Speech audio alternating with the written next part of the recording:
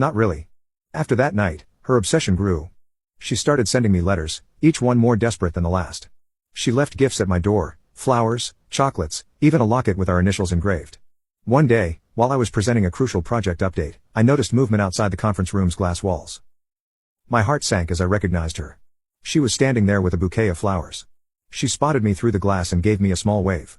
I nodded slightly back at her and gestured that I was busy. I hoped she would understand and leave, but instead, she took a seat in the waiting area, the bouquet resting on her lap.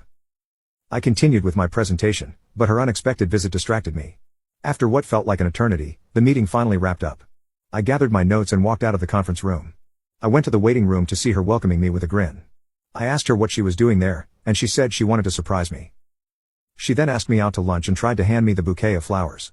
I took them but told her that I was very busy today with back-to-back meetings. I couldn't step out right then. Her smile faded, and she asked me again with a hint of frustration in her voice. She tried to convince me that it would just be a quick lunch and said I couldn't possibly be that busy. I was beginning to lose patience.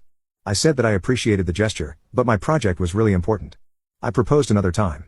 That didn't sit well with her. She said that I always said that and that other time never came.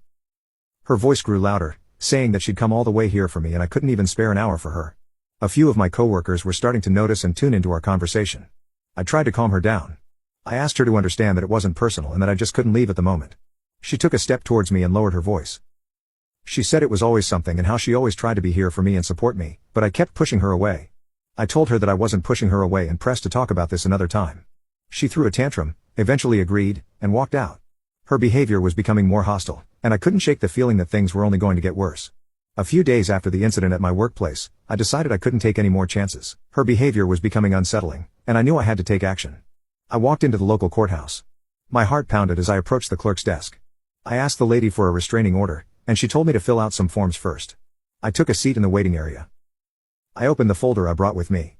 Inside were copies of the letters she had sent me, photos of the gifts she'd left at my door, and a detailed description of her behavior for me and my coworkers who witnessed the incident at work. When the clerk brought over the forms, I filled them out and included every unwanted advance. When I finished, I returned the forms to the clerk who reviewed them quickly. When the judge called on me to review my request for the restraining order, I told him everything. I started with the grocery store incident and the coffee shop. I told him how she would follow me around, pretending our encounters were coincidental. Then things escalated when she showed up at my workplace with flowers and got upset when I couldn't have lunch with her. She then asked me if I had any evidence of the incidents. I told him I did and handed him my folder. She then said that there wasn't any evidence of her being a threat or causing any harm in those documents. My heart dropped. I pleaded for him to accept it since she was clearly stalking me and told him how I was scared of what she would do next. The judge said he understood my concern, but it wasn't enough to grant a restraining order at that time. I left the courthouse feeling defeated. Despite my best efforts, I was still vulnerable, and this was terrifying. As weeks turned into months, her behavior became more unpredictable. The messages she left were no longer just desperate, they were threatening. She was convinced that we were meant to be together, and she wouldn't take no for an answer. One night, I was jolted awake by the sound of glass shattering. My heart was pounding. I realized that someone was breaking into my house. I scrambled out of bed, grabbed my phone from the nightstand, and ran to the bathroom. I locked myself inside and fumbled the phone to dial 911. I told them immediately that there was someone in my house and begged them to send help. I could hear her voice on the other side of the door. She was enraged. She banged on the door, shouting for me to open it and saying we were meant to be together. She asked me why I couldn't see it. The lady operator told me to be still and that help would be on the way. The door shook as she pounded on it. She tried to break it down.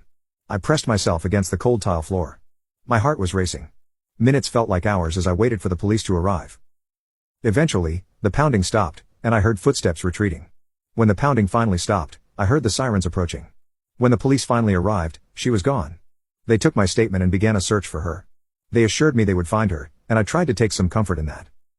It didn't take long to find her. She was arrested a few blocks away.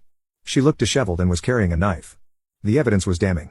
She had broken in with the clear intention of stabbing me.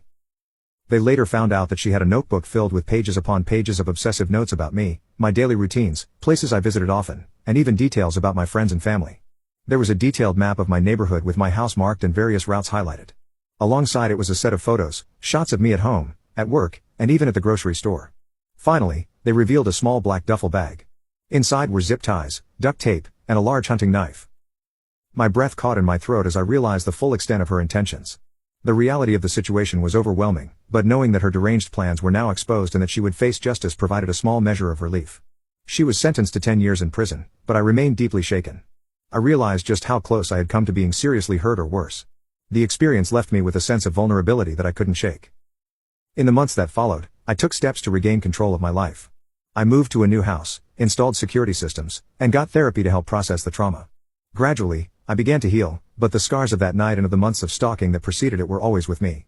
I learned to cherish my wife's memories without allowing them to overshadow my life. I found strength in myself I hadn't known existed.